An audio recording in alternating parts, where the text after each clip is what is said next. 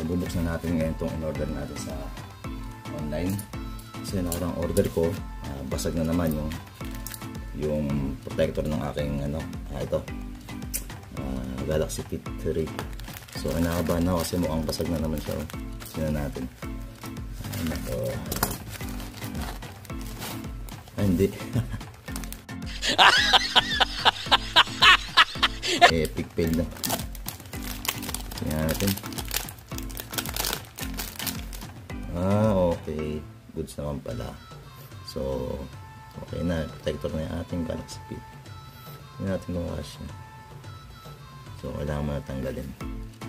Tanggalin natin dito. Kala ko basag na naman. Ay, naku. Salamat naman. Na-epic build ako dun. So, ayan. Kabit na natin siya. Yun. Ganda oh. Sakto-sakto.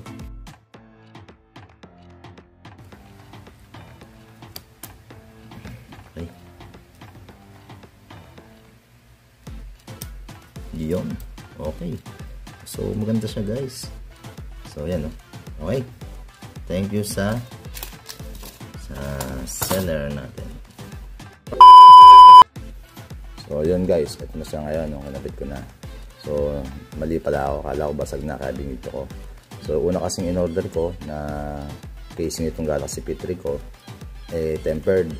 So, maganda siya. Ayun nga lang, hindi ko alam, siguro pagubad ko ng jacket, nahulog siya kasi nakasuklob na siyang ganun. So, umorder ulit ako sa online. Nung in-order ko ulit, ganun ulit. Kaso ang problema, nabasag siya. Kaya nabasag. Binalik ko, na-return naman yung pera. So, umorder ako ulit. Ito yung in-order ko ngayon. Halagang 52 pesos. Maganda na siya. So, parang jelly case na siya. Hindi siya basta matatanggal kasi bago ko kinabit, tinanggal muna natin yung strap kabilaan. So, hindi siya matatanggal talaga. So, yun. Matibay siya. Ayaw na natin pag tumagal. Siyempre, pag tumagal, mainitin. Palitan bago. So, yun. Maganda naman. Maganda yung quality niya, guys. So, bili na rin kayo. Order na rin kayo. Galaxy Fit 3. Yan, Samsung. Okay. Thank you.